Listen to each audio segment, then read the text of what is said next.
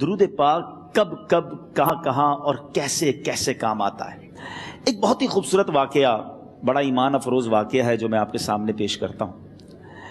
ایک دوست نے اپنے ایک دوسرے دوست کو قرض دیا، اور جب اس نے قرض دیا تو وہ قرض ایک بڑی اماؤنٹ تھی، 3000 دینار۔ وہ ٹائم آ گیا جب اس ٹائم وہ قرض لینے کے لیے اپنے دوست کے پاس گیا کہ بھائی مجھے میرے پیسے واپس دو، تو اس نے کہا کہ پیسے تو نہیں ہے میرے پاس، میں کولیپس ہو گیا ہوں، بزنس اب میرا ختم ہو گیا ہے، میں تمہاری رقم نہیں دے سکتا۔ اس نے ایک اور ٹائم دے دیا اسے کہ ٹھیک ہے اب اتنے وقت دنوں کے بعد میں دے دوں گا۔ وہ ٹائم بھی گزر گیا، اور جب وہ ٹائم بھی گزر گیا تو اس کے بعد اس دوست نے کہا کہ اب تو پیسے دے دو بھائی، میرا ٹائم پورا ہو گیا ہے۔ پھر نہ دے سکا ٹائم۔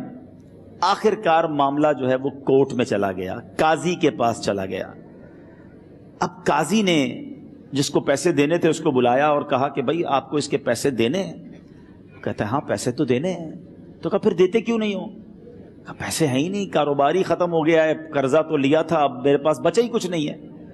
تو کہا اچھا اب یہ بتاؤ کہ کب دو گے، کیسے دو گے؟ اس نے کہا بس میرے پاس پیسے ہی نہیں ہیں۔ تو کہا اب تمہارے پاس 30 دن کا ٹائم ہے، 30 ڈیز میں یا تو اس کے پیسے لوٹا دو یا 30 دن کے بعد تمہیں قید کر دیا جائے گا۔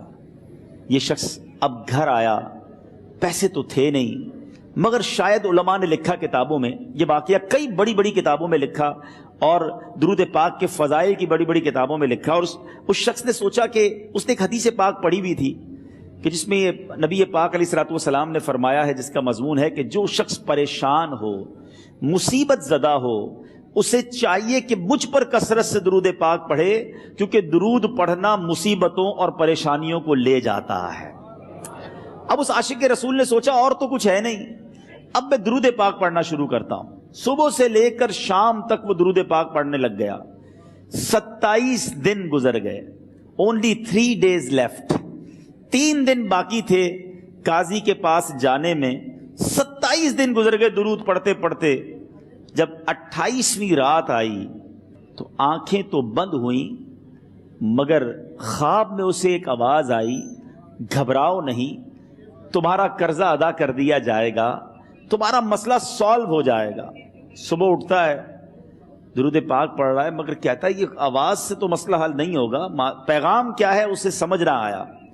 28واں دن گزر گیا، 29ویں رات آ گئی، مگر اب آنکھیں بند ہوئیں اور قسمت جاگ اٹھی۔ نبی پاک صاحب لولاک صلی اللہ تعالیٰ علیہ وسلم خواب میں تشریف لائے، اور پیارے آقا صلی اللہ تعالیٰ علیہ وسلم نے فرمایا گھبراؤ نہیں، علی بن عیسیٰ وزیر کے پاس جاؤ، وہ تمہارا قرضہ ادا کر دے گا۔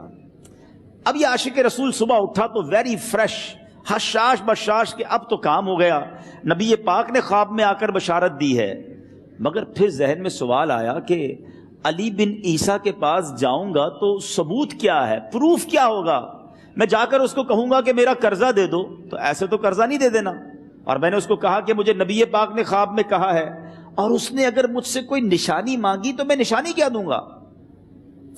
آخری دن تھا، 29واں دن تھا، وہ بھی درود پڑھتے پڑھتے گزر گیا۔ 30th نائٹ آ گئی، صبح وہ دن ہے جب عدالت میں جانا ہے۔ اب اس رات پھر نبی پاک علیہ الصلوۃ والسلام خواب میں تشریف لائے، اور آقا علیہ الصلوۃ والسلام نے فرمایا کہ علی بن عیسیٰ وزیر کے پاس جاؤ، وہ تمہارا قرض ادا کر دے گا۔ کہ حضور چلا تو جاؤں گا، لیکن اگر وزیر نے مجھ سے کوئی نشانی طلب کی تو میں کیا جواب دوں گا؟ پیارے آقا علیہ الصلوۃ والسلام نے کمال کا ارشاد فرمایا کہ علی بن عیسیٰ سے کہنا کہ تم روزانہ فجر کی نماز کے بعد 5000 بار درود پاک پڑھتے ہو، یہ راز فقط تم جانتے ہو اور تمہارا رب جانتا ہے۔ اب یہ جب صبح اٹھا تو ایک نشانی بھی مل چکی تھی۔ عدالت میں جانے سے پہلے وزیر کے دربار میں پہنچ گیا، اسے یہ ڈر تھا کہ آج پیسے نہ لوٹائے تو سزا ہو سکتی ہے۔ جب وزیر کے دربار میں پہنچا تو وزیر اپنے مشیروں کے ساتھ بیٹھا تھا۔ کہا مجھے آپ سے بات کرنی ہے۔ کہا بتاؤ کیا بات کرنی ہے؟ کہا میں ایک پیغام لایا ہوں آپ کے لیے۔ اچھا کس کا پیغام لائے ہو؟ کہا میں نبی پاک جناب محمد مصطفیٰ صلی اللہ تعالیٰ علیہ وسلم کا پیغام لایا ہوں۔ وہ عاشق رسول وزیر تھا، کہتا بتاؤ میرے آقا نے کیا پیغام دیا ہے؟ کہ حضور میں 3000 دینار کا مقروض ہوں، آج آخری دن ہے اور میرے آقا نے مجھے بشارت دی ہے کہ آپ سے کہوں کہ آپ میرا قرض ادا کر دیجئے۔ علی بن عیسیٰ کہتا ہے کوئی ثبوت ہے آپ کے پاس؟ ہے کوئی دلیل بھی ہے آپ کے پاس؟ میں کیسے مان لوں کہ آپ کو نبی پاک علیہ الصلوۃ والسلام نے بھیجا ہے؟ عاشق رسول کہتا ہے خالی ہاتھ نہیں آیا، میرے آقا نے مجھے دلیل بھی عطا فرمائی ہے، مجھے ایک ایویڈنس بھی دیا ہے، اور پروف یہ ہے حضور کہ آپ روزانہ صبح فجر کی نماز کے بعد نبی پاک صلی اللہ تعالی علیہ وسلم کی بارگاہ میں درود و سلام کا نذرانہ پیش کرتے ہیں۔ جب تک 5000 کا عدد پورا نہیں ہوتا آپ اس وقت تک کسی اور سے بات نہیں کرتے، اور اے وزیر صاحب یہ راز صرف آپ کو پتا ہے اور آپ کا رب جانتا ہے۔ اللہ اکبر، وہ وزیر تو جس کو کہے نا جھوم اٹھا، ایسا عاشق رسول وزیر تھا جو روزانہ صبح 5000 درود پڑھتا ہو، اس کی تو عید ہو گئی نا۔ وہ کہتا ہے مرحبا یا رسول اللہ، میرے آقا نے میرے درود قبول کر لیے، اس سے بڑھ کر میرے لیے سعادت کیا ہوگی۔ اب یہ وزیر اپنے سیٹ سے اٹھتا ہے، اپنے کمرے میں جاتا ہے، تھوڑی دیر بعد واپس آ کر اس عاشق رسول کے ہاتھ میں 3000 دینار رکھ کر کہتا ہے حضور پہلے 3000 دینار تو نبی پاک کا حکم کی میں ادب سے بجا لاتا ہوں، میرے آقا نے جو حکم فرمایا یہ 3000 دینار آپ کو پیش کرتا ہوں، حضور ایک اور 3000 دینار لیجئے۔ میرے گھر آپ آئے، اتنی اچھی خبر سنائی، آپ نے قدم رنجا فرمایا، یہ 3000 اس کا نذرانہ ہے، اور ایسا کیجئے 3000 اور لیجئے، اس سے اپنے بچوں کے لیے کچھ چھوٹا موٹا کام شروع کیجئے اور ایک وعدہ کر کے جائیے، آج کے بعد زندگی میں آپ کو جب بھی کوئی کام پڑے میں آپ کا بھائی ہوں، مجھے یہ خدمت کا موقع دیجئے گا۔ اللہ اکبر، وہ مقروض جو ایک رات پہلے 3000 دینار کا مقروض تھا، ہو سکتا ہے اس کے بیک آف مائنڈ یہ بھی چل رہا ہو کہ اب شاید کل میں نے جیل میں جا کر، عدالت میں جا کر گرفتاری دے کر جیل میں جانا ہے، مگر اب 9000 دینار ہاتھ میں ہیں۔ عاشق رسول جھومتا ہوا نبی پاک کی یاد میں گھومتا ہوا اب عدالت میں پہنچا۔ عدالت میں everybody expecting over there کہ آج اس نے آنا ہے اور آ کر کہنا یہی ہے کہ پیسے تو نہیں ہیں، گرفتار کر لو، مگر جا کر اس عاشق رسول نے 3000 دینار جج صاحب کے ہاتھ میں رکھ دیے۔ قاضی کہتا ہے پہلے تو یہ بتاؤ پیسے آئے کدھر سے؟ تم تو کہتے تھے غریب ہوں، تم تو کہتے تھے کاروبار نہیں ہے، ایک مہینے میں اتنی بڑی رقم کا انتظام کیسے ہو گیا؟ سبحان اللہ، اس عاشق رسول نے گویا زبان حال سے یہ کہا ہوگا کہ یہ تو کرم ہے ان کا، ورنہ مجھ میں تو ایسی بات نہیں، اتنا دیا سرکار نے مجھ کو، اتنی میری اوقات نہیں۔ اس نے وہ پورا واقعہ بھری عدالت میں سنا دیا۔ اللہ اکبر، میرے پیارے اسلامی بھائیوں ذرا سوچو پہلے زمانے میں کیسے عاشقان رسول ہوا کرتے تھے۔ وہ جج، وہ قاضی بھی کیسا سرکار علیہ الصلوۃ والسلام کا عاشق تھا۔ اپنی سیٹ سے اٹھتا ہے، بھرے دربار میں، بھری عدالت میں، وہ اپنے چیمبر میں، اپنے کمرے میں جاتا ہے، اور تھوڑی دیر بعد واپس آ کر اس کے ہاتھ میں بھی 3000 دینار ہیں، اور وہ 3000 دینار جو ہے وہ اس عاشق رسول کے ہاتھ میں رکھتا ہے کہ سارا ثواب علی بن عیسیٰ کیسے لے جائے، میں بھی تو نبی پاک کا غلام ہوں، میں تمہارا قرضہ میں ادا کرتا ہوں۔ اچھا، اب ایک اور عجیب سینیریو یہ بن گیا کہ جس نے کیس کیا تھا، جس نے دعویٰ کیا تھا، وہ بھی یہ سارا منظر دیکھ رہا تھا۔ کہتا ہے جج صاحب ذرا رکیے، میں بھی اپنے آقا کا امتی ہوں، اور ایک کام کیجئے، قلم کاغذ منگوائیے، اس عاشق رسول کا قرضہ ہی میں معاف کر دیتا ہوں۔